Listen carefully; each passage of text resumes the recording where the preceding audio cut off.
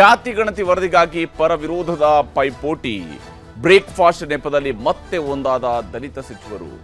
ಜಟಾಪಟಿ ಮಧ್ಯೆಯೇ ಜಾರಿಯಾಗುತ್ತಾ ವರದಿ. ಇದುವೇ ಚದುರಂಗದ ಮೊದಲ ಸ್ಟೋರಿ, ಜಾತಿ ಜಂಜಾಟ.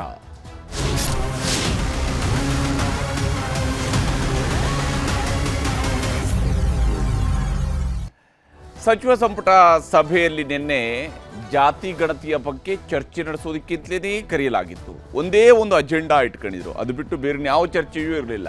ಆದರೂ ಸರಿಸುಮಾರು 2-2.5 ಗಂಟೆಗಳ ಕಾಲ ಚರ್ಚೆ ನಡೆಸಿದರೂ ಅಂತಿಮವಾಗಿ ಚರ್ಚೆ ಮುಕ್ತಾಯ ಆಗಲಿಲ್ಲ. ಚರ್ಚೆಯನ್ನು ಮುಂದೂಡಿಕೆ ಮಾಡಲಾಗಿದೆ. 15 ದಿವಸಗಳ ನಂತರ ಮತ್ತೊಂದು ಕ್ಯಾಬಿನೆಟ್ ಸಭೆಯಲ್ಲಿ ಅದರ ಬಗ್ಗೆ ತೀರ್ಮಾನ ಕೈಗೊಳ್ತೀವಿ ಅನ್ನುವಂಥ ತೀರ್ಮಾನಕ್ಕೆ ಬಂದಿದ್ದಾರೆ. ಹೀಗಾಗಿನೇ ಈ 15 ದಿವಸ ಇದೆಯಲ್ಲ, ಇದು ಸಮರಕ್ಕೆ ತಯಾರಿಯ ಸಮಯ ಅನ್ನುವಂತಹ ರೀತಿಯಲ್ಲಿ ಪರಿಗಣಿಸಲಾಗುತ್ತೆ. ಸಚಿವ ಸಂಪುಟ ಸಭೆ ಮುಗಿದ ಮೇಲೂ ಕೂಡ ಜಾತಿ ಜಟಾಪಟಿ ಮುಂದುವರೆದಿದೆ. ವರದಿ ಜಾರಿಗೆ ಪ್ರಭಾವ ಮತ್ತು ಒತ್ತಡವನ್ನು ಹೇರ್ತಾ ಇರುವಂತಹ ಪ್ರಯತ್ನವನ್ನು ಸಮುದಾಯಗಳ ನಾಯಕರುಗಳು ಮಾಡ್ತಾ ಇದ್ದಾರೆ. ವಿಶೇಷವಾಗಿ ಯಾವ ಸ್ವರೂಪದಲ್ಲಿ ಈ ವರದಿ ಜಾರಿ ಆಗಲೇಬೇಕು ಅನ್ನೋದಕ್ಕೆ ಸಂಬಂಧಪಟ್ಟಂತೆ ಒತ್ತಡವನ್ನು ಹೇರುತ್ತಿದ್ದಾರೆ. ಸಮುದಾಯಗಳು ಈ ವರದಿ ಕೈ ಹಾಕಿದ ಸರ್ಕಾರ ಮುಂದೇನು ಮಾಡುತ್ತೆ ಅನ್ನುವಂತಹ ಕುತೂಹಲವೂ ಕೂಡ ಇದ್ದೇ ಇದೆ. ಯಾಕಂದರೆ ಸರ್ಕಾರ ಆಲ್ರೆಡಿ ಜಾತಿ ಗಣತಿಯ ವರದಿಯನ್ನು ಅಥವಾ ಕರ್ನಾಟಕ ಸಾಮಾಜಿಕ ಮತ್ತು ಶೈಕ್ಷಣಿಕ ಸಮೀಕ್ಷೆ 2024 ಈಗಾಗಲೇ ಕ್ಯಾಬಿನೆಟ್ ಮುಂದೆ ಮಂಡನೆ ಮಾಡಿದೆ. ಕ್ಯಾಬಿನೆಟ್ ಅದರ ಬಗ್ಗೆ ಚರ್ಚೆಯನ್ನು ನಡೆಸ್ತಾ ಇದೆ. ಚರ್ಚೆ ಮೊದಲ ಹಂತದಲ್ಲಿ ಮಾತ್ರ ನಡೆದಿದೆ. ಒಂದು ಹಂತದ ಚರ್ಚೆ ಮಾತ್ರ ನಡೆದಿದೆ. ಪೂರ್ಣ ಚರ್ಚೆ ಆಗಿಲ್ಲ. ಅಪೂರ್ಣ ಚರ್ಚೆಯಿಂದ ಮುಕ್ತಾಯಗೊಂಡಿದೆ ಸಚಿವ ಸಂಪುಟ ಸಭೆ. ಹೀಗಾಗಿನೇ ಕುತೂಹಲ ಜಾಸ್ತಿ ಆಗಿರುವಂಥದ್ದು. ಇದು ಒಂದೇ ಏಟಿಗೆ ತೆಗೆದುಕೊಳ್ಳುವಂತಹ ನಿರ್ಧಾರ ಅಲ್ಲ ಅನ್ನುವಂಥದ್ದು ಪಕ್ಕಾ ಆಗ್ತಾ ಇದೆ. ಯಾಕಂದರೆ ಒಂದೇ ಏಟಿಗೆ ತೆಗೆದುಕೊಳ್ಳುವಂತಹ ನಿರ್ಧಾರ ಆಗಿರ್ತೇನೆ ನಿನ್ನೆ ಇಷ್ಟೊತ್ತಿಗಾಗಲೇ ನಿರ್ಧಾರಗಳನ್ನು ಕೈಗೊಳ್ತಾ ಇದ್ರು. ಇದು ಒಂದೇ ಅಷ್ಟು ಸುಲಭವಾಗಿ ತೆಗೆದುಕೊಳ್ಳುವಂಥ ನಿರ್ಧಾರಗಳಲ್ಲ. ಬಹಳ ಸೂಕ್ಷ್ಮ ವಿಚಾರಗಳಿದ್ದಾವೆ. ಆ ಸೂಕ್ಷ್ಮ ವಿಚಾರಗಳನ್ನು ಅತ್ಯಂತ ಸೂಕ್ಷ್ಮ ರೀತಿಯಲ್ಲೇ ಹ್ಯಾಂಡಲ್ ಮಾಡಬೇಕಾದಂಥ ಅನಿವಾರ್ಯತೆ ಬಹುಶಃ ಸರ್ಕಾರಕ್ಕೂ ಇದ್ದಂಗೆ ಕಾಣ್ತಾ ಇದೆ. ಹಾಗಾದರೆ ಜಾತಿಯ ಗಲಾಟೆ ಯಾವ ಸ್ವರೂಪದಲ್ಲಿದೆ, ಏನೇನು ನಡೀತಾ ಇದೆ ಮುಂದುವರೆದ ಭಾಗದಲ್ಲಿ ಅನ್ನೋದನ್ನು ಕೂಡ ನಿಮಗೆ ಹೇಳ್ತಾ ಹೋಗ್ತೀನಿ. ಬಹಳ ಮುಖ್ಯವಾಗಿ ರಾಜ್ಯ ಕಾಂಗ್ರೆಸ್ನಲ್ಲಿ ಮತ್ತೆ ಮೀಟಿಂಗ್ ಪರ್ವವು ಕೂಡ ಶುರುವಾಗಿದೆ. ಸತೀಶ್ ಜಾರಕಿಹೊಳಿ ಅವರು ಮತ್ತೆ ಆಕ್ಟಿವ್ ಆಗಿದ್ದಾರೆ. ಬ್ರೇಕ್ಫಾಸ್ಟ್, ಲಂಚ್, ಡಿನ್ನರ್ ಮೀಟಿಂಗ್ ನೆಪದಲ್ಲಿ ಸಭೆಗಳು ಕೂಡ ಶುರುವಾಗ್ತಾ ಇದ್ದಾವೆ. ವಿಶೇಷವಾಗಿ ಸತೀಶ್ ಜಾರಕಿಹೊಳಿ ಅವರು ಒಬ್ಬರಾದ ಮೇಲೆ ಒಬ್ಬರನ್ನ ಭೇಟಿ ಆಗ್ತಾ ಇದ್ದಾರೆ. ಜಾತಿ ಜನಗಣತಿ ಜಾರಿಗೆ ಅಹಿಂದ ನಾಯಕರ ಒತ್ತಡವೂ ಕೂಡ ಇದ್ದೇ ಇದೆ. ಆ ಒತ್ತಡ ಹೇರುವಂತಹ ಪ್ರಯತ್ನವನ್ನ ಮಾಡ್ತಾ ಇದ್ದಾರೆ. ಆಹಾರ ಸಚಿವರಾಗಿರ್ತಕ್ಕಂತಹ KH ಮುನಿಯಪ್ಪ ಅವರ ಮನೆಗೆ PWD ಸಚಿವರಾಗಿರ್ತಕ್ಕಂಥ ಸತೀಶ್ ಜಾರಕಿಹೊಳಿ ಅವರು ಭೇಟಿ ನೀಡಿ ಚರ್ಚೆಯನ್ನು ನಡೆಸಿದ್ದಾರೆ. ಜಾತಿ ಜನಗಣತಿ ವರದಿ ಸಂಬಂಧ ಸಚಿವರ ನಡುವೆ ಬಿಸಿ ಬಿಸಿ ಚರ್ಚೆ ಆಗಿದೆ ಅನ್ನುವಂಥದ್ದು ಸದ್ಯಕ್ಕೆ ಇರತಕ್ಕಂತಹ ಮಾಹಿತಿ. CM ಮೇಲೆ ಒತ್ತಡವನ್ನು ಹೇರಿ ವರದಿ ಜಾರಿಗೆ ತರಬೇಕು ಅನ್ನೋದರ ಬಗ್ಗೆಯೂ ಕೂಡ ಚರ್ಚೆಗಳು ಆಗ್ತಾ ಇದ್ದಾವೆ. ವರದಿ ಜಾರಿಗೆ ದಲಿತ ಸಚಿವರಿಂದ ಸರ್ಕಾರದ ಮೇಲೆ ಭಾರಿ ಒತ್ತಡವೂ ಕೂಡ ಇದ್ದೇ ಇದೆ. ಇದನ್ನ ಜಾರಿ ತರಬೇಕು ಅನ್ನುವಂತಹ ನಿಟ್ಟಲ್ಲಿ ಜಾತಿ ವರದಿಯ ಜೊತೆಗೆ KPCC ಅಧ್ಯಕ್ಷ ಹುದ್ದೆ ಬಗ್ಗೆಯೂ ಕೂಡ ಚರ್ಚೆಗಳು ನಡೀತಾ ಇದ್ದಾವೆ. ಜಾತಿ ಗಣತಿಯ ಸುತ್ತಲೂ ಚರ್ಚೆ ನಡೀತಾ ಇರುವಾಗಲೇ KPCC ಅಧ್ಯಕ್ಷ ಹುದ್ದೆಯ ವಿಚಾರದಲ್ಲೂ ಕೂಡ ಚರ್ಚೆಗಳು, ಮಾತುಕತೆಗಳು ಇವೆಲ್ಲವೂ ಕೂಡ ಸಾಗ್ತಾ ಇದೆ. ಹಾಗಾದರೆ ಜಾತಿ ಗಣತಿಗೆ ಸಂಬಂಧಪಟ್ಟಂತೆ ಇವತ್ತು ಸತೀಶ್ ಜಾರಕಿಹೊಳಿ ಮತ್ತು KH ಮುನಿಯಪ್ಪ ಅವರು ಭೇಟಿಯಾದ ನಂತರ, ಇಬ್ಬರು ಚರ್ಚೆಯನ್ನು ನಡೆಸಿದ ನಂತರ ಈ ಇಬ್ಬರು ಸಚಿವರುಗಳು ಏನೇನು ಉತ್ತರವನ್ನು ಕೊಟ್ಟಿದ್ದಾರೆ, ಮಾಧ್ಯಮದ ಮುಂದೆ ಏನು ಮಾತನಾಡಿದ್ದಾರೆ ಅನ್ನೋದನ್ನು ನಿಮಗೆ ತೋರಿಸ್ತೀನಿ. ವಿಶ್ವಾಸ ತೆಗೆದುಕೊಳ್ಬೇಕು, ಎಲ್ಲರನ್ನು ಸಮಾನ ಮಾಡ್ಬೇಕಂದ್ರೆ ಬಹಳಷ್ಟು ಸಭೆಗಳಾಗಬೇಕು. ಬಹಳಷ್ಟು ಅವರ ಸರ್ಕಾರ ಕೂಡ ಬಹಳಷ್ಟು ಕಾಂಪ್ರಮೈಸ್ ನೇಚರ್ನಲ್ಲಿ ಇರಬೇಕಾಗ್ತದೆ. ಯಾಕಂದ್ರೆ ಇದು ಏಕಾಏಕಿ ಮಾಡೋದು ಅಲ್ವೇ ಅಲ್ಲ. ಸಾವಧಾನವಾಗಿ ಹೋಗ್ಬೇಕಾದ್ರೆ ಎಲ್ಲರನ್ನು ವಿಶ್ವಾಸ ತೆಗೆದುಕೊಳ್ಬೇಕಾಗುತ್ತೆ. ಮತ್ತೆ ಎಲ್ಲರ ಒಮ್ಮತದಿಂದ ಎಲ್ಲರ ಸಹಕಾರದಿಂದ ಜಾರಿ ಮಾಡ್ಲಿಕ್ಕೆ ಪ್ರಯತ್ನ ಮಾಡ್ತಾರೆ. ಶೋಷಿತ ವರ್ಗಕ್ಕೂ ತೊಂದರೆ ಆಗಲ್ಲ ಮತ್ತು ಲಿಂಗಾಯತರ ಒಕ್ಕಲಿಗರಿಗೂ ತೊಂದರೆ ಆಗಲ್ಲ. ಸರ್ಕಾರ ಎಲ್ಲರೂ ಸೇರಿ ಸರ್ಕಾರ ನಡೆಸ್ತಾ ಇದ್ದೀವಿ. ಮಾಡೋವಂಥದ್ದು ಕನ್ಸೆನ್ಸಸ್ ಮಾಡಿ ಎಲ್ಲರೂ ಒಪ್ಕೊಂಡು ಒಂದು ತೀರ್ಮಾನ ತಗೊಳ್ತೀವಿ. ಫೈನಲ್ ಆಗಿ ಒಂದು ತೀರ್ಮಾನಕ್ಕೆ ಬರ್ತೀವಿ. ಅದು ಕನ್ಸೆನ್ಸಸ್ ಆಗ್ತದೆ ಮತ್ತು ಎಲ್ಲರೂ ಒಪ್ಪುವಂಥದ್ದು ಆಗ್ತದೆ. ಯಾವುದೇ ವರ್ಗಕ್ಕೆ, ಅದು ಒಕ್ಕಲಿಗರಾಗ್ಲಿ, ಲಿಂಗಾಯತರಾಗ್ಲಿ, ಹಿಂದುಳಿದವರು ಯಾರಿಗೂ ತೊಂದರೆ ಆಗಲ್ಲ ಅಂತ ತೀರ್ಮಾನ ತಗೊಳ್ತೀವಿ. ಹೀಗೆ ಯಾರಿಗೂ ತೊಂದರೆ ಆಗಲ್ಲ ಅನ್ನೋದು ಒಂದು ಕಡೆಯಲ್ಲಿ ಮಾತ್ರ ಹೇಳ್ತಿದ್ದಾರೆ. ಒಂದು ವೆರಿ ಇಂಪಾರ್ಟೆಂಟ್ ಆಗಿ PWD ಸಚಿವರಾಗಿರ್ತಕ್ಕಂಥ ಸತೀಶ್ ಜಾರಕಿಹೊಳಿ ಅವರು ಹೇಳಿರ್ತಕ್ಕಂಥ ಮಾತನ್ನು ಕೂಡ ನಾವು ಗಮನಿಸಬೇಕು. ಇಲ್ಲಿ ಕೆಲವೊಂದನ್ನು ಕಾಂಪ್ರಮೈಸ್ ಕೂಡ ಮಾಡ್ಕೊಳ್ಬೇಕಾಗತ್ತೆ ಅನ್ನೋಂಥದ್ದು. ಯಾವ ಸ್ವರೂಪದಲ್ಲಿ ಹಾಗಾದರೆ ಏನಾಗುತ್ತೆ ಅನ್ನೋದು ಒಂದು ಭಾಗ ಇದ್ದೇ ಇದೆ. ಆ ಕುತೂಹಲವನ್ನು ಪಕ್ಕಕ್ಕಿಟ್ಟು ಮುಂದುವರೆದು ಕ್ಯಾಬಿನೆಟ್ನಲ್ಲೂ ಕೂಡ ಜಾತಿಯ ವಿಚಾರಕ್ಕೆ ಸಂಬಂಧಪಟ್ಟಂತೆ ಬಹಳ ತೀವ್ರವಾದಂತಹ ಚರ್ಚೆಗಳು ನಡೆದಿದ್ದಾವೆ. ಇಲ್ಲಿ ಜಾತಿ ಗಣತಿಯನ್ನು ವಿರೋಧಿಸ್ತಾ ಇರುವಂಥವ್ರ ಅಭಿಪ್ರಾಯ ಮತ್ತು ಬೆಂಬಲಿಸ್ತಾ ಇರುವಂಥವ್ರ ಅಭಿಪ್ರಾಯಗಳು ಹೇಗೆ ಸಾಗಿದಾವೆ ಅನ್ನೋದನ್ನು ಕೂಡ ನಿಮಗೆ ಹೇಳ್ತೀನಿ. ವಿಶೇಷವಾಗಿ ವಿರೋಧವನ್ನು ಮಾಡ್ತಾ ಇರುವಂಥವ್ರು ಹೇಳ್ತಿರುವಂಥದ್ದು ವಿಶೇಷವಾಗಿ ಒಕ್ಕಲಿಗರು ವೀರಶೈವರ ಜನಸಂಖ್ಯೆ ತಪ್ಪಿದೆ, ಸರಿಯಾದಂತಹ ಲೆಕ್ಕವನ್ನು ಹಾಕಿಲ್ಲ ಅಂತೇಳಿ. ಆದರೆ ಸಾಮಾಜಿಕ ನ್ಯಾಯಕ್ಕಾಗಿ ಅಂಕಿಅಂಶಗಳು ಬೇಕು ಅನ್ನುವಂಥದ್ದನ್ನು ಈ ಗಣತಿಯನ್ನು ಬೆಂಬಲಿಸ್ತಾ ಇರುವಂತಹ ವರ್ಗಗಳವರು ಹೇಳ್ತಾ ಇದ್ದಾರೆ, ಇದನ್ನ ಮಾಡಬೇಕಿದೆ ಅಂತೇಳಿ. ವೈಜ್ಞಾನಿಕವಾಗಿ ಸಮೀಕ್ಷೆಯನ್ನು ಮಾಡಿಲ್ಲ ಅನ್ನುವಂಥದ್ದು ಇದನ್ನು ವಿರೋಧಿಸ್ತಾ ಇರುವಂಥದ್ದು, ಈ ಗಣತಿಯನ್ನು ವಿರೋಧಿಸ್ತಾ ಇರುವಂಥವರ ಅಭಿಪ್ರಾಯ, ನೇರವಾದಂಥ ಆಪಾದನೆ. ಆದರೆ ವೈಜ್ಞಾನಿಕವಾಗಿ ಆಗಿದೆ, ಎಲ್ಲರ ದಾಖಲೆಗಳು ಕೂಡ ಸಿಕ್ಕಿವೆ ನಮಗೆ ಅನ್ನುವಂಥದ್ರ ಬಗ್ಗೆ ಇದನ್ನು ಬೆಂಬಲಿಸ್ತಾ ಇರುವಂಥವ್ರು ಹೇಳ್ತಿದ್ದಾರೆ. ಹಾಗೆಯೇ ಸಮುದಾಯವೂ ಕೂಡ ಒಪ್ಪಲ್ಲ, ಸ್ವಾಮೀಜಿಗಳು ಒಪ್ಪಲ್ಲ ಅನ್ನುವಂಥದ್ದನ್ನ ಏನು ವಿರೋಧಿಸ್ತಾ ಇರುವಂಥವ್ರು ಹೇಳ್ತಾ ಇದ್ರೆ, ವರದಿ ಶುರು ಮಾಡಿದಾಗಲಿಂದಲೂ ಕೂಡ ಇಂತಹವರ ವಿರೋಧಗಳು ಇದ್ದೇ ಇದೆ. ಹೀಗಾಗಿ ನಾವು ಜಾಸ್ತಿ ಅದಕ್ಕೆ ತಲೆ ಕೆಡಿಸ್ಕೊಂಡು ಕೂತ್ಕೊಳ್ಳೋದಕ್ಕೆ ಆಗೋದಿಲ್ಲ ಈ ಹಂತದಲ್ಲಿ ಅಂತೇಳಿ. ವರದಿ ಜಾರಿಯಾದರೆ ಜನ ಬೀದಿಗಿಳಿದು ಹೋರಾಡ್ತಾರೆ ಅನ್ನುವಂತಹ ಅಂಶವನ್ನ, ಅಂದರೆ ಯಾವುದೇ ಕಾರಣಕ್ಕಾಗಿಯೂ ಕೂಡ ಇದು ಜಾರಿ ಆಗಬಾರ್ದು ಅನ್ನುವಂತಹ ನಿಟ್ಟಿನಲ್ಲಿ ಎಚ್ಚರಿಸುವಂತಹ ನಿಟ್ಟಿನಲ್ಲಿ ಮಾತನಾಡ್ತಾ ಇದ್ರೆ, ಮತ್ತೊಂದು ಕಡೆಯಲ್ಲಿ ಇದನ್ನು ಬೆಂಬಲಿಸ್ತಾ ಇರುವಂಥವ್ರು ವರದಿ ಜಾರಿ ಆಗದೇ ಇದ್ರೆ, ಒಂದು ವೇಳೆ ನಾವು ಈ ವರದಿಯನ್ನು ಜಾರಿ ಮಾಡದೇ ಹೋದ್ರೆ ತಪ್ಪು ಸಂದೇಶ ರವಾನೆ ಆಗುತ್ತೆ. ಹೀಗಾಗಿ ಆ ತಪ್ಪು ಸಂದೇಶವನ್ನು ತಡೆಯುವಂಥ ನಿಟ್ಟಿನಲ್ಲಿ ವರದಿ ಜಾರಿ ಆಗಬೇಕಾಗುತ್ತೆ ಅಂತ ಹೇಳಿ. ಆದರೆ ಸಮೀಕ್ಷೆಯನ್ನು ಅಥವಾ ಜಾತಿಗಣತಿಯನ್ನು ವಿರೋಧಿಸ್ತಾ ಇರುವವರ ಪ್ರಕಾರವಾಗಿ ನೋಡೋದಾದ್ರೆ ಹೊಸದಾಗಿ ಮತ್ತೊಮ್ಮೆ ಸಮೀಕ್ಷೆಯನ್ನು ಮಾಡಿಸೋಣ ಅನ್ನುವಂಥ ಒಂದು ಉಚಿತ ಸಲಹೆಯನ್ನು ಕೊಟ್ಟಿದ್ದಾರೆ. ಈಗ ಆಲ್ರೆಡಿ ಒಂದು ಸಮೀಕ್ಷೆ ಆಗಿದೆ, ಅದರಲ್ಲಿ ಬಂದಿರತಕ್ಕಂಥ ರಿಸಲ್ಟನ್ನು ಒಪ್ಕೊಳ್ತಾ ಇಲ್ಲ, ಆದರೆ ಹೊಸದಾಗಿ ಒಂದು ಸಮೀಕ್ಷೆಯನ್ನು ಮಾಡೋಣ, ಇನ್ನೊಂದಷ್ಟು ವರ್ಷಗಳ ಕಾಲ ಮುಂದಕ್ಕೆ ಹೋಗ್ಲಿದು ಅನ್ನುವಂತಹ ನಿಟ್ಟಿನಲ್ಲಿ ಹೇಳ್ತಾ ಇದ್ದಾರೆ. ಆದರೆ ಹೊಸ ಸಮೀಕ್ಷೆಯಿಂದ ಸಮಯ, ಹಣ ಎರಡೂ ಕೂಡ ವ್ಯರ್ಥ ಅಂತೇಳಿ. ಯಾಕಂದ್ರೆ ಈಗ ಆಗಿರುವಂಥ 162 ಕೋಟಿ ರೂಪಾಯಿ ಹಣಕ್ಕೆ ಲೆಕ್ಕನೇ ಇಲ್ದಂಗೆ ಆಗೋಗ್ಬಿಡುತ್ತೆ, ಸುಮ್ಮನೆ ವೇಸ್ಟ್ ಆದಂಗೆ ಆಗುತ್ತೆ. ಅದಲ್ಲದೆ ಮತ್ತೆ 100-150 ಕೋಟಿ, 170 ಕೋಟಿ, 180 ಕೋಟಿನೂ ಖರ್ಚು ಮಾಡಬೇಕಾಗುತ್ತೆ. ಆ ಹಣ ಎಲ್ಲಿಂದ ಬರುತ್ತೆ ಅಂತೇಳಿ. ಇನ್ನು ಬೆಂಬಲಕ್ಕೆ ನಿಂತಿರುವಂತಹ ಸಮುದಾಯಗಳು ದೂರ ಆಗ್ತವೆ, ಅಂದರೆ ನಮ್ಮ ಪಕ್ಷವನ್ನು ಬೆಂಬಲಿಸಿರ್ತಕ್ಕಂತಹ ದೊಡ್ಡ ಸಮುದಾಯಗಳ ಜನ ನಮ್ಮಿಂದ ದೂರ ಆಗ್ತಾರೆ ಅನ್ನುವಂಥ ಆತಂಕವನ್ನು ಕೂಡ ಬಿಟ್ಟಿದ್ದಾರೆ. ಆದರೆ ಯಾವ ಸಮುದಾಯಕ್ಕೂ ಕೂಡ ಅನ್ಯಾಯ ಆಗೋದಿಲ್ಲ ಇದರಿಂದಾಗಿ ಅನ್ನುವಂಥದ್ದನ್ನು ಮನವರಿಕೆ ಮಾಡಿಕೊಡುವಂತಹ ಪ್ರಯತ್ನವನ್ನು ಈ ವರದಿಯನ್ನು ಬೆಂಬಲಿಸ್ತಾ ಇರುವಂಥವ್ರು ಹೇಳ್ತಾ ಇದ್ದಾರೆ. ಆದರೆ ಸಮುದಾಯಕ್ಕೆ ನಾವು ಉತ್ತರ ಕೊಡೋದಕ್ಕೆ ಆಗೋದಿಲ್ಲ, ಅಂದರೆ ವಿರೋಧಿಸ್ತಾ ಇರೋರಿಗೆ ನಾನಾ ಸ್ವರೂಪದ ನೆಪಗಳು ಸಿಗ್ತಾ ಇದ್ದಾವೆ, ಕಾರಣಗಳು ಸಿಗ್ತಾ ಇದ್ದಾವೆ. ಈ ರೀತಿಯಾದಂತಹ ಕಾರಣಕ್ಕಾಗಿ ಇದನ್ನು ನಾವು ಒಪ್ಕೊಳ್ಳೋದಕ್ಕೆ ಸಾಧ್ಯ ಇಲ್ಲ ಅಂತ ಹೇಳ್ತಾ ಇರ್ತಾರೆ. ಹಾಗೆಯೇ ಇದನ್ನು ಸಮರ್ಥಕರಿಗೂ ಕೂಡ ನಾನಾ ರೀತಿಯಾದಂತಹ ಕಾರಣಗಳು ಸಿಗ್ತಾ ಇದ್ದಾವೆ, ಆಧಾರಗಳು ಸಿಗ್ತಾ ಇದ್ದಾವೆ, ಅವ್ರದ್ದೇ ಆದಂತಹ ಉದಾಹರಣೆಗಳನ್ನು ಕೊಡ್ತಾ ಇದ್ದಾರೆ. ಅನ್ಯಾಯ ಆಗಿದ್ರೆ ಅದನ್ನು ಸರಿಪಡಿಸೋಣ ಅನ್ನುವಂತಹ ಮಾತನ್ನು ಕೂಡ ಹೇಳಿದ್ದಾರೆ. ಆದರೆ ಜನ ಆಕ್ರೋಶಗೊಂಡರೆ ರಾಜಕೀಯದ ಭವಿಷ್ಯ ಕಷ್ಟ ಅನ್ನುವಂಥದ್ದನ್ನು ಏನು ವಿರೋಧಿಸ್ತಾ ಇರುವಂಥವ್ರು ಹೇಳ್ತಾ ಇದ್ರೆ, ಬೆಂಬಲಿಸ್ತಾ ಇರುವಂಥವ್ರು ಹೈಕಮಾಂಡ್ ಗಮನಕ್ಕೂ ಕೂಡ ನಾವು ಎಲ್ಲ ವಿಚಾರಗಳನ್ನು ತಂದು, ಕೇವಲ ನಾವು ಮಾತ್ರ ಚರ್ಚೆ ಮಾಡದೆ ಹೈಕಮಾಂಡ್ ಗಮನಕ್ಕೂ ತಂದು ನಂತರ ನಿರ್ಧಾರ ಕೈಗೊಳ್ಳೋಣ ಅನ್ನುವಂತಹ ಅಂಶವನ್ನ ಪಾಯಿಂಟ್ ಔಟ್ ಮಾಡ್ತಾ ಇದ್ದಾರೆ. ಹೀಗೆ ಜಾತಿ ಗಣತಿಯ ವಿಚಾರದಲ್ಲಿ ಒಮ್ಮತ ಬರೋದಕ್ಕೆ ಯಾಕೆ ಸಾಧ್ಯ ಆಗಿಲ್ಲ ಅನ್ನೋದು ಇದರಿಂದ ಗೋಚರಿಸ್ತಾ ಇದೆ. ಹಾಗಾದ್ರೆ ಇದರಲ್ಲಿ ಹೈಕಮಾಂಡ್ ನಿಜಕ್ಕೂ ಎಂಟ್ರಿ ಕೊಡುತ್ತಾ ಇಲ್ವಾ ಅನ್ನುವಂತಹ ಪ್ರಶ್ನೆ ಇದ್ದೇ ಇದೆ. ಇವತ್ತು ಮಲ್ಲಿಕಾರ್ಜುನ ಖರ್ಗೆ ಅವರು ಕೂಡ ಮಾತನಾಡಿರ್ತಕ್ಕಂತಹ ರೀತಿಯನ್ನು ನೋಡಿದಾಗ ಬಹಳ ಆಸಕ್ತಿಯಿಂದ, ಯಾಕಂದ್ರೆ ಡೇ ಟು ಡೇ ಬಿಸ್ನೆಸ್ ಅನ್ನ ಹ್ಯಾಂಡಲ್ ಮಾಡಬೇಕಾಗಿರೋದು ರಾಜ್ಯ ಸರ್ಕಾರದವರೇ ಹೊರತು ಹೈಕಮಾಂಡ್ನವರಲ್ಲ, ಜನ ಆಯ್ಕೆ ಮಾಡಿಕೊಂಡಿರುವಂತಹ ರಾಜ್ಯ ಸರ್ಕಾರದವರು ಮಾಡಬೇಕಾಗುತ್ತೆ. ಹೀಗಾಗಿ ಜಾತಿ ಜೇನುಗೂಡಿಗೆ ಕೈ ಹಾಕಿರುವಂತಹ ಸಿದ್ದರಾಮಯ್ಯನವರಿಗೆ ಹೈಕಮಾಂಡ್ ಬೆಂಬಲ ಇದೆಯಾ ಅನ್ನುವಂತಹ ಪ್ರಶ್ನೆ ಇದ್ರೆ ಬೆಂಬಲ ಇದ್ದೇ ಇದೆ. ಯಾಕಂದ್ರೆ ಹೈಕಮಾಂಡ್ನ ಒಪ್ಪಿಗೆ ಪಡೆದೇ ಮುಖ್ಯಮಂತ್ರಿ ಸಿದ್ದರಾಮಯ್ಯನವರು ಜಾತಿ ಗಣತಿಯನ್ನು ಮಂಡನೆ ಮಾಡಿದ್ದಾರೆ. ಅವರ ಕ್ಯಾಬಿನೆಟ್ನಲ್ಲಿ ಈ ಜಾತಿ ಗಣತಿ ಮಂಡನೆ ಆಗಿದೆ. ಕ್ಯಾಬಿನೆಟ್ನಲ್ಲಿ ಒಮ್ಮತ ಮೂಡದ ಹಿನ್ನೆಲೆಯಲ್ಲಿ ಲಿಖಿತ ಅಭಿಪ್ರಾಯಕ್ಕೂ ಕೂಡ ಸೂಚನೆಯನ್ನು ಕೊಟ್ಟಿದ್ದಾರೆ. ಸಚಿವರುಗಳು ನಿಮ್ಮ ಅಭಿಪ್ರಾಯಗಳನ್ನು ಲಿಖಿತವಾಗಿ ನನಗೆ ತಂದುಕೊಡಿ ಅನ್ನುವಂತಹ ಅಭಿಪ್ರಾಯವನ್ನು ಕೂಡ ವ್ಯಕ್ತಪಡಿಸಿದ್ದಾರೆ. ಸಚಿವರ ಅಸಮಾಧಾನದ ವಿಚಾರದಲ್ಲಿ ಹೈಕಮಾಂಡ್ ಏನು ಮಾಡುತ್ತೆ ಅನ್ನುವಂಥದ್ದು ಈಗಿರುವಂತಹ ಪ್ರಶ್ನೆ. ಯಾಕಂದ್ರೆ ಒಂದಿಷ್ಟು ಜನ ಸಚಿವರುಗಳು ಅಸಮಾಧಾನಗೊಂಡಿದ್ದಾರೆ, ಒಂದಿಷ್ಟು ಸಚಿವರುಗಳು ಇಲ್ಲ ಇದನ್ನು ಜಾರಿಗೊಳಿಸಬೇಕು ಅಂತ ಒತ್ತಾಯ ಮಾಡ್ತಿದ್ದಾರೆ. ಹೀಗೆ ಬಿಕ್ಕಟ್ಟಿದೆ ಇಲ್ಲಿ. ಇದನ್ನ ಹೈಕಮಾಂಡ್ ಏನು ಮಾಡುತ್ತೆ ಅಂದ್ರೆ, ಅಹಿಂದ ವರ್ಗಗಳನ್ನು ಗಮನದಲ್ಲಿಟ್ಟುಕೊಂಡು ವರದಿ ಅಂಗೀಕಾರಕ್ಕೆ ಹೈಕಮಾಂಡ್ ಏನಾದರೂ ಸೂಚನೆಯನ್ನು ಕೊಡುತ್ತಾ? ಅಹಿಂದ ವರ್ಗಗಳು ನಮ್ಮ ದೊಡ್ಡ ಮತ ಬ್ಯಾಂಕ್, ನಮ್ಮ ಬೆಂಬಲಕ್ಕೆ ನಿಂತಿರುವಂಥವ್ರು, ನಮ್ಮ ಸರ್ಕಾರ ರಚನೆ ಕಾರಣ ಆದವರು ಅನ್ನುವಂತಹ ಕಾರಣಗಳನ್ನು ಮುಂದಿಟ್ಕೊಂಡು ಹೈಕಮಾಂಡ್ ಏನಾದರೂ ಅಹಿಂದ ವರ್ಗಗಳ ಒತ್ತಡಕ್ಕೆ ಮಣಿಯುತ್ತಾ, ಅದರ ಪ್ರಕಾರವಾಗಿ ಇದನ್ನು ಅಂಗೀಕಾರ ಮಾಡಬೇಕು ಅಂತ ಹೇಳುತ್ತಾ, ಅಥವಾ ಮೇಲ್ವರ್ಗಗಳ ಅಭಿಪ್ರಾಯವನ್ನು ನೋಡಿ ವರದಿ ಅಂಗೀಕಾರ ಮುಂದೂಡಿಕೆಗೆ ಸೂಚಿಸುತ್ತಾ ಅಂತೇಳಿ. ಅಂದರೆ ವರದಿಯನ್ನು ನೀವು ತಿರಸ್ಕರಿಸಬೇಡಿ, ಮುಂದೂಡ್ತಾ ಹೋಗಿ, ನಾನಾ ಕಾರಣಕ್ಕಾಗಿ ಮುಂದೂಡ್ತಾ ಹೋಗಿ, ನಾನಾ ಕಾರಣಗಳನ್ನು ಮುಂದಿಡಿ ಅನ್ನುವಂತಹ ನಿಟ್ಟಿನಲ್ಲಿ ಮುಂದೂಡಿಕೆಗೆ ಸೂಚನೆಯನ್ನು ಕೊಡುತ್ತಾ ಹೈಕಮಾಂಡ್ ಅಂತೇಳಿ. ಜಾತಿ ಗಣತಿ ವಿಚಾರದಲ್ಲಿ ಹೈಕಮಾಂಡ್ ಸೂಚನೆಯಂತೆ ಸರ್ಕಾರ ನಡೆದುಕೊಳ್ಳುತ್ತಾ ಅನ್ನುವಂಥದ್ದೇ ಈಗಿರುವಂತಹ ಪ್ರಶ್ನೆ ಮತ್ತು ಬಹುತೇಕ ಅದೇ ಲಕ್ಷಣಗಳು ಗೋಚರಿಸ್ತಾ ಇದ್ದಾವೆ. ಮಲ್ಲಿಕಾರ್ಜುನ ಖರ್ಗೆ ಅವರು ಈ ವಿಚಾರವನ್ನು ಪ್ರಸ್ತಾಪಿಸಿದ ಸಂದರ್ಭದಲ್ಲಿ ಏನು ಹೇಳಿದ್ದಾರೆ ಅನ್ನೋದನ್ನು ನಿಮಗೆ ತೋರಿಸ್ತೀನಿ.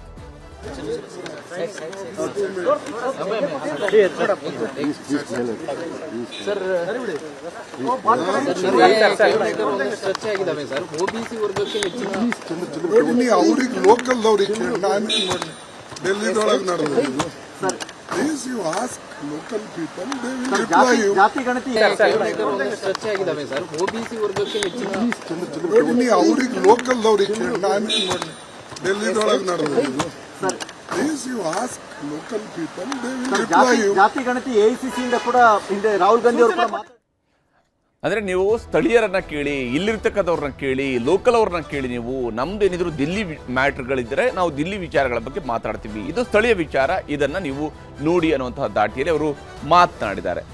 ಮುಂದುವರೆದು ಈ ವಿಚಾರಕ್ಕೆ ಸಂಬಂಧಪಟ್ಟಂತೆ ಆರೋಪ ಪ್ರತ್ಯಾರೋಪಗಳು, ಏಟು ಎದುರೇಟುಗಳು ಕೂಡ ಮುಂದುವರೆದಿದ್ದಾವೆ. ಅದನ್ನು ಕೂಡ ನಿಮಗೆ ತೋರಿಸ್ತೀನಿ.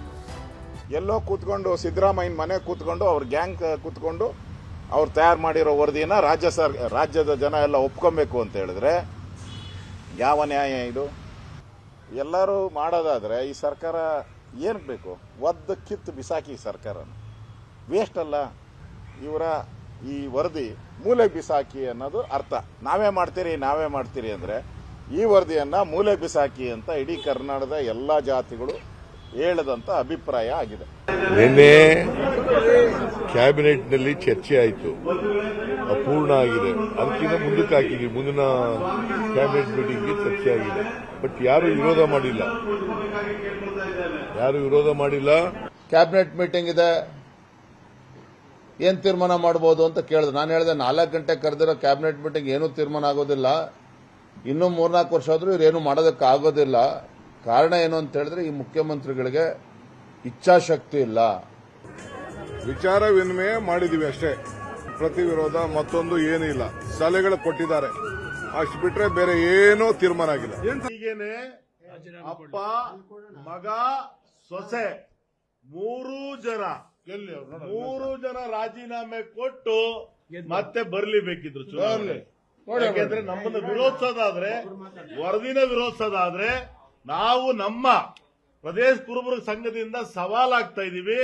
ಎಲ್ಲ ಶೋಷಿತ ಸಮುದಾಯಗಳನ್ನ ಒಗ್ಗೂಡಿಸಿಕೊಂಡು ತಮಗೆ ಸವಾಲಾಗ್ತಾ ಇದೀವಿ.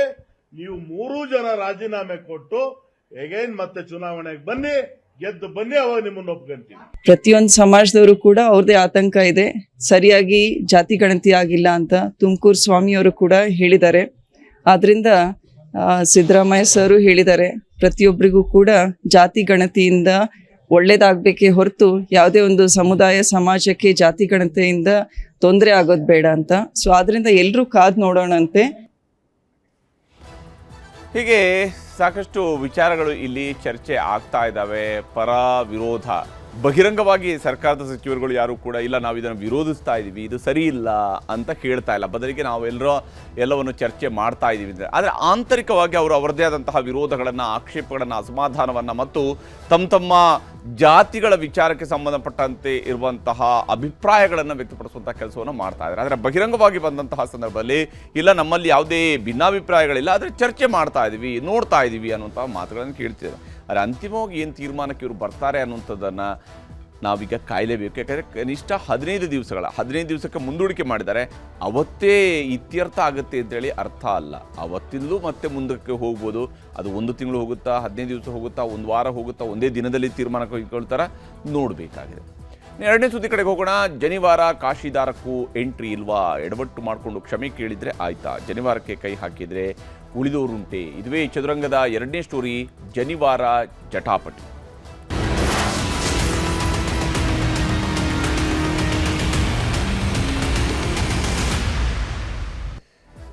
CETಯನ್ನು ಬರೆಯೋದಕ್ಕಾಗಿ ಜನಿವಾರವನ್ನು ತೆಗೆದಿಡಬೇಕಾ ಅನ್ನುವಂತಹ ಪ್ರಶ್ನೆ ಎತ್ತಿದೆ. ಇದಕ್ಕೆ ಕಾರಣ ಆಗಿರುವಂಥದ್ದು ಕರ್ನಾಟಕ ಪರೀಕ್ಷಾ ಪ್ರಾಧಿಕಾರದವರು ನಡೆಸಿರ್ತಕ್ಕಂತಹ CETಯ ಸಂದರ್ಭದಲ್ಲಿ ವಿದ್ಯಾರ್ಥಿಗಳು ಎಂಟ್ರಿ ಆಗುವ ಸಂದರ್ಭದಲ್ಲಿ ಕೇವಲ 2 ಸೆಂಟರ್ಗಳಲ್ಲಿ ಇಬ್ಬರು ವಿದ್ಯಾರ್ಥಿಗಳಿಗೆ ಸಂಬಂಧಪಟ್ಟಂತೆ ಈ ರೀತಿಯಾಗಿ ಜನಿವಾರವನ್ನು ತೆಗೆಸುವ ಕೆಲಸವನ್ನು ಮಾಡಿದ್ದಾರಂತೆ. CET ಬರೆಯೋದಕ್ಕೆ ಜನಿವಾರ ಹಾಗಾದರೆ ತೆಗೆದಿಡಬೇಕಾ? ಎಲ್ಲೂ ಇಲ್ಲದ ನಿಯಮ 2 ಪರೀಕ್ಷಾ ಕೇಂದ್ರಗಳಲ್ಲಿ ಯಾಕೆ ಬಂತು? ಜನಿವಾರದ ವಿಚಾರದಲ್ಲಿ ಈಗ ಜಟಾಪಟಿ ಕೂಡ ಜೋರಾಗ್ತಾ ಇದೆ.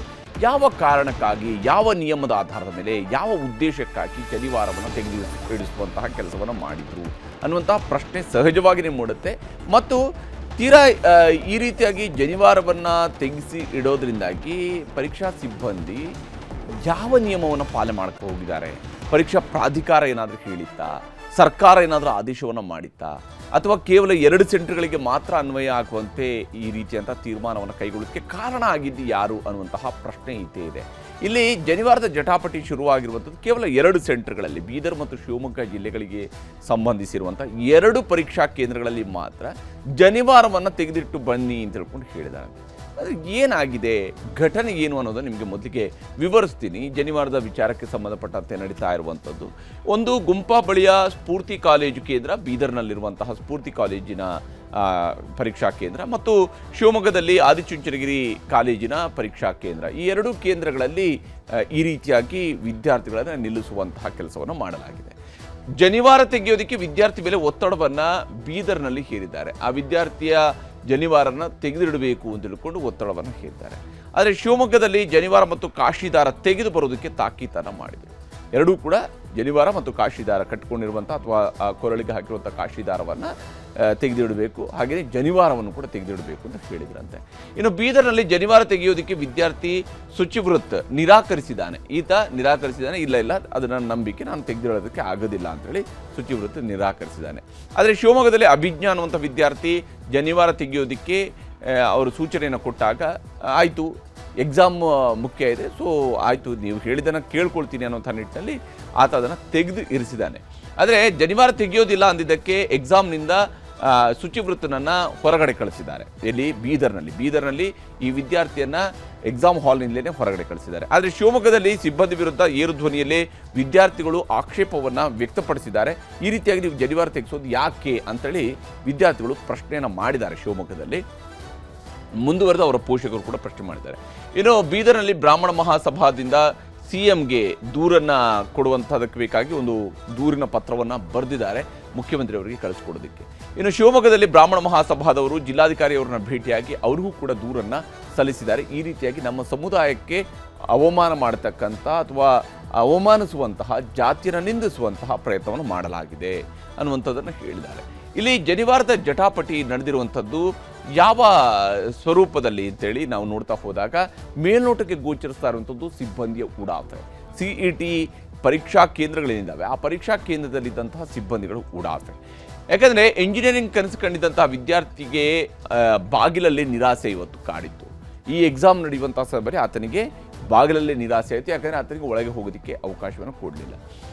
ಜನಿವಾರ ತೆಗೆಯಲು ಹೇಳುತ್ತಿದ್ದಂತೆಯೇ ಇದೆಂಥ ಅನ್ಯಾಯ ಅನ್ನುವಂತಹ ಪ್ರಶ್ನೆಯನ್ನು ವಿದ್ಯಾರ್ಥಿ ಮಾಡಿದ್ದಾನೆ. ಯಾವ ಕಾರಣಕ್ಕೆ ನಾನು ತೆಗೆದಿಡಬೇಕು ಅಂತ ಕೇಳಿದ್ದಾನೆ. ನನ್ನ ನಂಬಿಕೆ ಇದು, ನಾನು ಇದನ್ನು ಪಾಲಿಸ್ತೀನಿ, ನಮ್ಮ ಜಾತಿಯರು ಇದನ್ನು ಪಾಲಿಸ್ತಾರೆ, ನಮ್ಮ ಅಪ್ಪ ಅಮ್ಮ ಇದನ್ನು ಹಾಕಿರುವಂಥದ್ದು, ಇವೆಲ್ಲವೂ ಕೂಡ ಅಥವಾ ವಿವರಿಸುವಂಥ ಪ್ರಯತ್ನವನ್ನು ಮಾಡಿರ್ತಾನೆ ಅಥವಾ ಪ್ರತಿಯೊಬ್ಬರಿಗೂ ಗೊತ್ತಿರುವಂಥ ವಿಚಾರ. ಈ ರೀತಿಯಾದ ನಂಬಿಕೆಯನ್ನು ನೀವು ಯಾಕೆ ಕೆಣಕ್ತೀರಿ ಅನ್ನುವಂಥ ಪ್ರಶ್ನೆ ಸಹಜವಾಗಿಯೇ ಬಂದೇ ಬರುತ್ತೆ. ಒಳಗಡೆ ನೀನು ನೇಣು ಹಾಕ್ಕೊಂಡ್ರೆ ಏನು ಮಾಡೋದು ಅಂತ ಸಿಬ್ಬಂದಿ ಕೇಳಿದಂತೆ. ನೋಡಿ, ಇದಕ್ಕಿಂತ ಉಡಾಫೆಯ ಪ್ರಶ್ನೆಯನ್ನು ಕೇಳೋದಕ್ಕೆ ಸಾಧ್ಯನೇ ಇಲ್ಲ. ಒಳಗಡೆ ಹೋಗಿ ನೀನು ನೇಣು ಅಲ್ಲ, ಪರೀಕ್ಷಾ ಕೇಂದ್ರಕ್ಕೆ ಹೋಗ್ತಾ ಇರೋದು ಅಂತ ಆತನ ನೀವು ಯಾವುದೋ ಪೊಲೀಸ್ ಸ್ಟೇಷನ್ನ ಸೆಲ್ಲಲ್ಲಿ ಇಡ್ತಾ ಇಲ್ಲ ಅಥವಾ ಬೇರೆ ಯಾವುದೋ ಕಡೆಯಲ್ಲಿ ಕಳಿಸ್ತಾ ಇರುವಂಥದ್ದಲ್ಲ.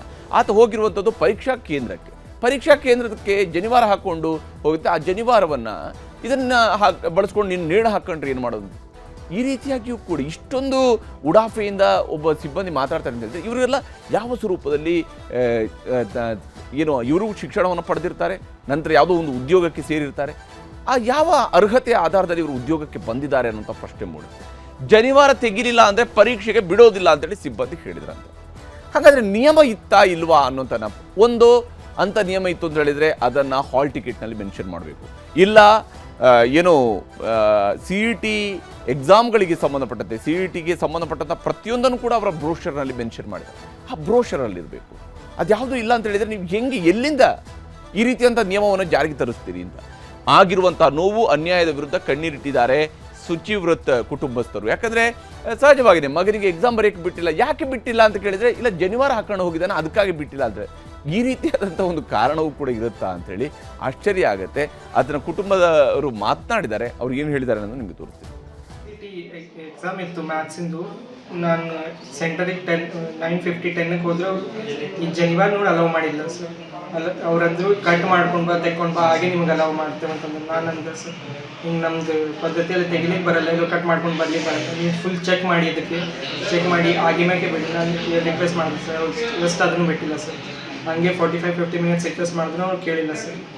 ಅದೇ ಸರ್, ನೀವು ಇದು ತೆಕ್ಕೊಂಡು ಬರ್ರಿ, ನಮ್ದು ಹಂಗೆ ರೂಲ್ಸಲ್ಲಿ ಇದು ಇಲ್ಲ, ನೀವು ತೆಕ್ಕೊಂಡು ಬರ್ರಿ, ಹಾಗೆ ಮೇಲೆ ನಿಮ್ಗೆ ಅಲೌ ಮಾಡ್ತೇವೆ, ಇಲ್ಲ ನಿಮ್ಗೆ ಅಲೌ ಮಾಡಿದ್ವಿ, ನೀವು ಬರೀರಿ ಬಿಟ್ರಿ, ಅದು ನಮಗೆ ಸಂಬಂಧ ಇಲ್ಲ, ಬಟ್ ಇದು ತೆಕ್ಕೊಂಡು ಬಂದ್ರಿ ನಿಮ್ಗೆ ಅಲೌ ಮಾಡ್ತೇವೆ ಅಂತ ಹೇಳ್ತೀವಿ ಸರ್. ಮಾಡಬೇಕಿತ್ತು ಸರ್, ಇಂಜಿನಿಯರ್ ಆಗ್ತಂದಿನ ಅಂತ ಹೇಳಂತಂದಕ್ಕೆ ಪರೀಕ್ಷೆ ಕೊಡಿಸಿದ್ದೇವೆ ನೋಡ್ರಿ ಸರ್. 2 ವರ್ಷಕ್ಕೆ ರೊಕ್ಕ ಇಲ್ಲ ಏನಿಲ್ಲ. ನಾನು ಇಲ್ಲೇ ನೌಕರಿ ಮಾಡಿ ರೊಕ್ಕ ಇದು ಮಾಡಿ 1.5 ಲಕ್ಷ ರೂಪಾಯಿ ಕೊಟ್ಟು ಕೋಚಿಂಗ್ ಎಲ್ಲ ಇಟ್ಟಿದ್ದೆ ಸರ್. ನಂಗೆ ನ್ಯಾಯ ಬೇಕು, ಅವನಿಗೆ ಯಾವ್ದಾರ ದೊಡ್ಡ ಕಾಲೇಜ್ನಾಗ ಅಡ್ಮಿಷನ್ ಕೊಡಿಸ್ಬೇಕು, ಅದ್ರ ಫೀಸು ಅಷ್ಟು ನನಗೆ ಕಟ್ಟೋದಾಗಲ್ಲ, ನ್ಯಾಯ ಬೇಕು ನೋಡ್ರಿ ಸರ್. ಇವನು ಟೀ ಶರ್ಟ್ ಪಕ್ಕದಲ್ಲಿ ಟೀ ಶರ್ಟ್ ಜನಿವಾರ ಕಂಡಿದೆ, ಅದಕ್ಕೋಸ್ಕರ ಏನ್ ಮಾಡಿದ್ರೆ ಜನಿವಾರ ತೆಕ್ಕೊಂಡು ಬರ್ಬೇಕು ಅಂತ ಅವನಿಗೆ ಹೇಳ್ಯಾರೆ. ಅವನ್ ಏನ್ ಮಾಡಿದೆ, ಯಾವ್ದೇ ಕಾರಣ ನಾನು ಎಕ್ಸಾಮ್ ಬರೆಯೋದ್ರ ತಂದಲ್ಲಿ ನಾನು ಜನಿವಾರ ತೆಗಿಯಲ್ಲ ಅಂತ ಹೇಳಿದಾನೆ. ಕೊನೆಗೆ ಸುಮಾರು ಹೊತ್ತು ಅವ್ನು ಹೊರಗಡೆ ನಿಲ್ಲಿಸಿದ್ದಾರೆ. ಇವನ್ ಎದುರುಗಡೆ ಉಳಿದ 2 ವಿದ್ಯಾರ್ಥಿಗಳದ್ದು ಜನಿವಾರ ತೆಗೆಕ್ಕೆ ಹೇಳ್ಯಾರ, ಅವ್ರು ತೆಕ್ಕೊಂಡ್ ಬಂದಿದ್ದಾರೆ. ಅಲ್ಲಿ ಈ ರೀತಿ ಹುಡುಗರಿಗೆ ವಿದ್ಯಾರ್ಥಿಗಳು ಎಕ್ಸಾಮ್ ಟೈಮಲ್ಲಿ ಈ ರೀತಿ ಘಟನೆ ಅವ್ರಿಗೆ ಸಹಜವಾಗಿ ಟೆನ್ಷನ್ ಆಗುತ್ತೆ. ಅದರ ಪರಿಣಾಮ ಅವರ ರಿಸಲ್ಟ್ ಮೇಲೂ ಬೀಳಂತ ಸಾಧ್ಯತೆ ಇದೆ. ಸರ್ಕಾರ ಇದನ್ನು ಗಮನಿಸಿ ಎಲ್ಲ ವಿದ್ಯಾರ್ಥಿಗಳಿಗೂ ನ್ಯಾಯ ಕೊಡಬೇಕು ಅಂತ ಕೋರ್ಕೊಳ್ತೇನೆ.